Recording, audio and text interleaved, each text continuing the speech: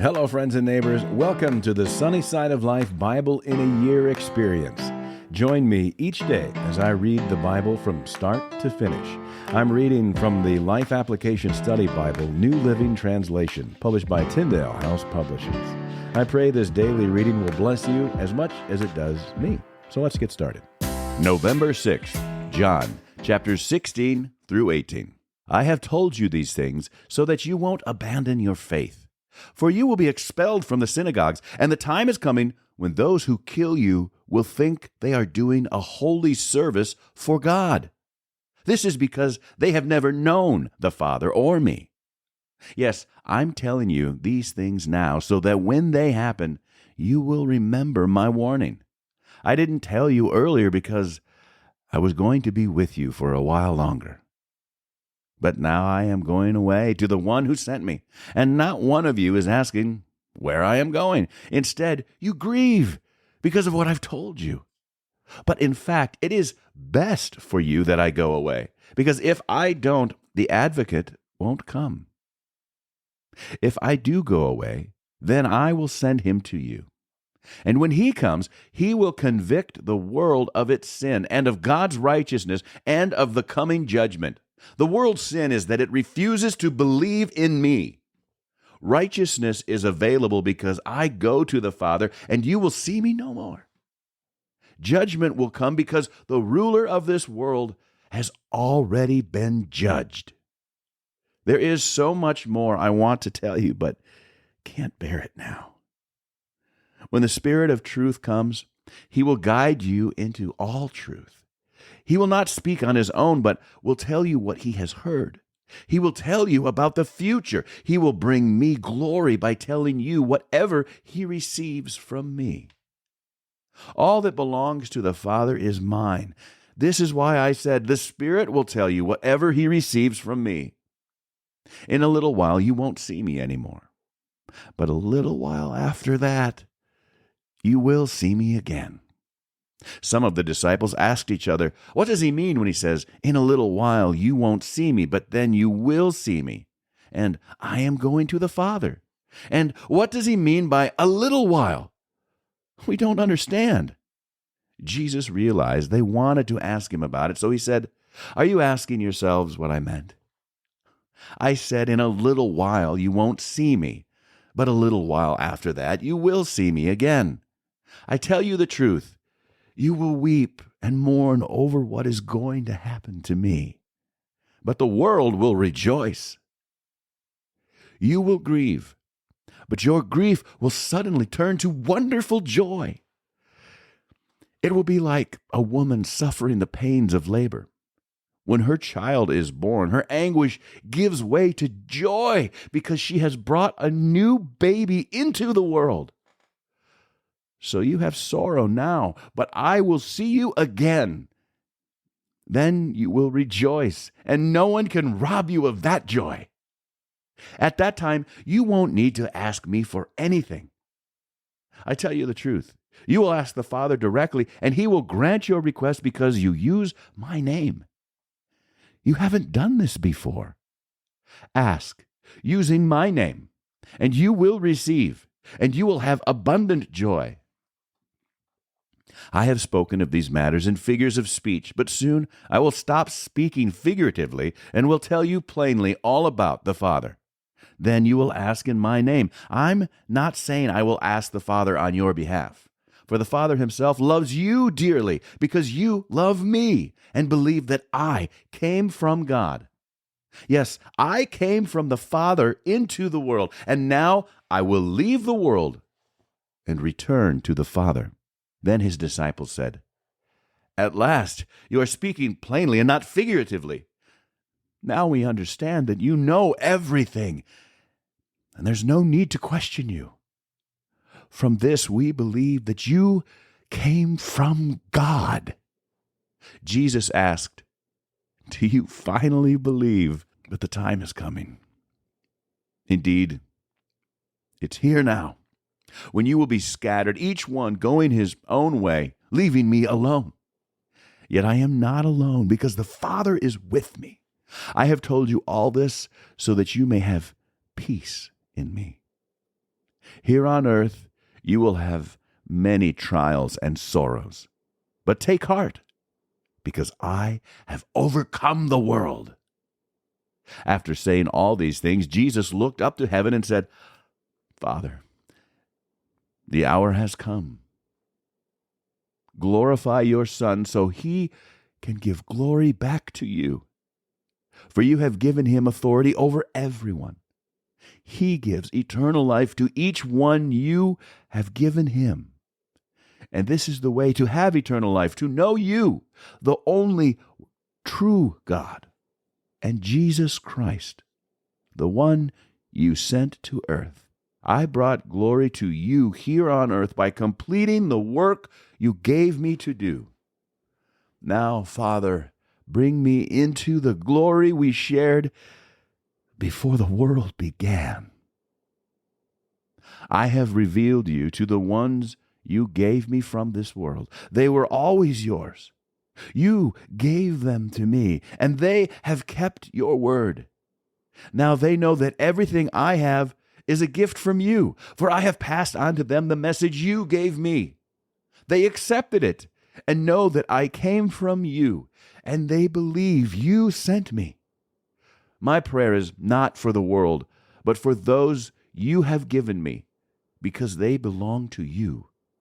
All who are mine belong to you, and you have given them to me, so they bring me glory. Now I am departing from the world. They are staying in this world, but I am coming to you. Holy Father, you have given me your name. Now protect them by the power of your name, so that they will be united just as we are. During my time here, I protected them by the power of the name you gave me. I guarded them so that not one was lost except the one headed for destruction, as the Scriptures foretold. Now I am coming to you. I told them many things while I was with them in this world, so they would be filled with my joy. I have given them your word, and the world hates them because they do not belong to the world, just as I do not belong to the world. I'm not asking you to take them out of the world, but to keep them safe from the evil one. They do not belong to this world any more than I do. Make them holy by your truth. Teach them your word, which is truth. Just as you sent me into the world, I am sending them into the world. And I give myself as a holy sacrifice for them, so that they can be made holy by your truth. I am praying not only for these disciples, but also for all who will ever believe in me through their message. I pray that they will all be one, just as you and I are one, as you are in me, Father, and I am in you. And may they be in us, so that the world will believe you sent me. I have given them the glory you gave me, so they may be one as we are one. I am in them, and you are in me. May they experience such perfect unity that the world will know that you sent me and that you love them as much as you love me.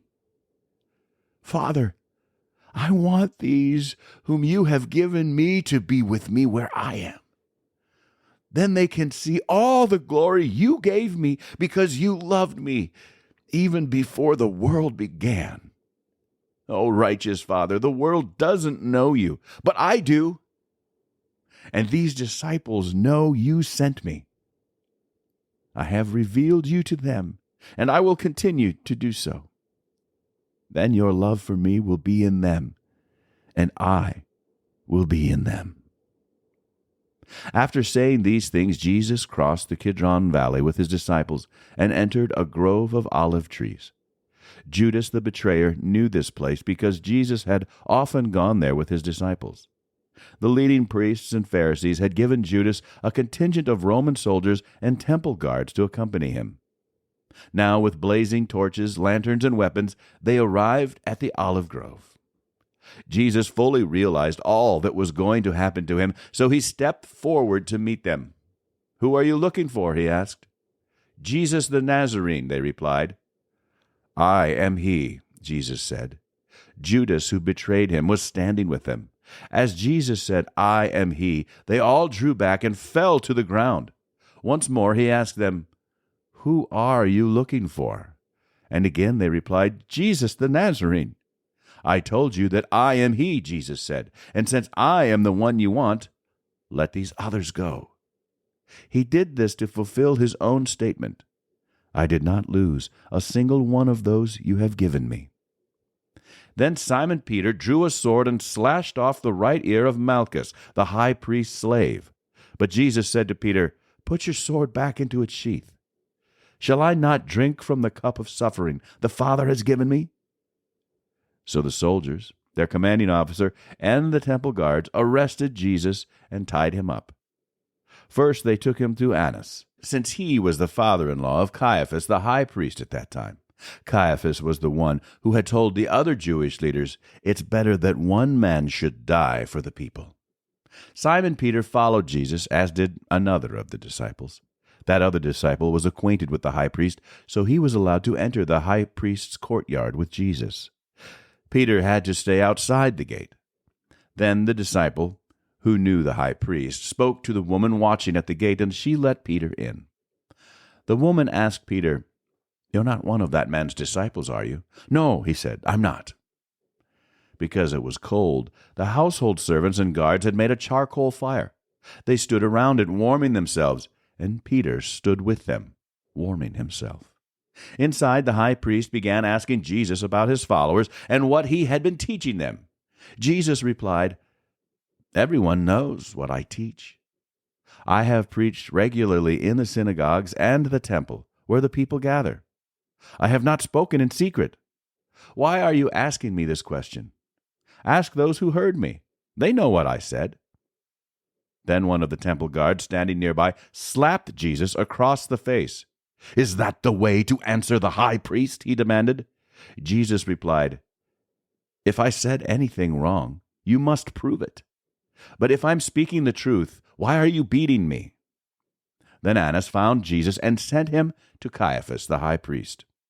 Meanwhile, as Simon Peter was standing by the fire warming himself, he asked them again, "You're not one of his disciples, are you?"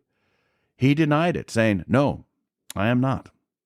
But one of the household slaves of the high priest, a relative of the man whose ear Peter had cut off, asked, "Didn't I see you out there in the olive grove with Jesus?" Again, Peter denied it, and immediately a rooster crowed. Jesus' trial before Caiaphas ended in the early hours of the morning. Then he was taken to the headquarters of the Roman governor. His accusers didn't go inside because it would defile them, and they wouldn't be allowed to celebrate the Passover. So Pilate, the governor, went out to them and asked, "What is your charge against this man?" "We wouldn't have handed him over to you if he weren't a criminal," they retorted. "Then take him away and judge him by your own law," Pilate told them. "Only the Romans are permitted to execute someone," the Jewish leaders replied.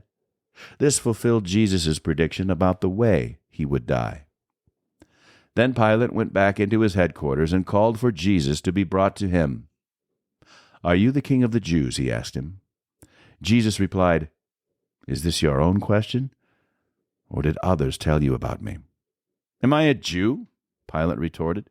"Your own people and their leading priests brought you to me for trial. Why? What have you done?"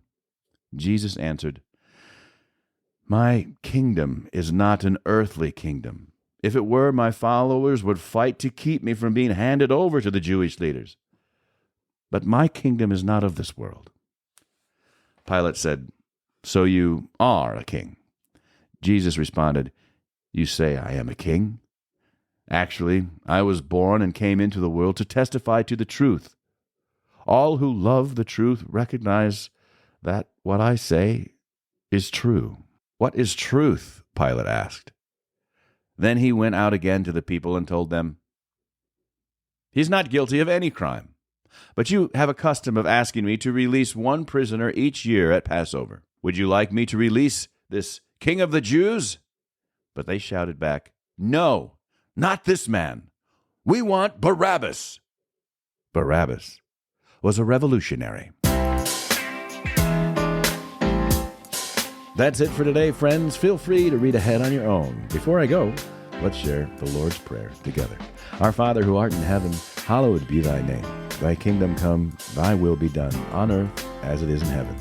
Give us this day our daily bread, and forgive us our trespasses, as we forgive those who trespass against us. Lead us not into temptation, but deliver us from evil.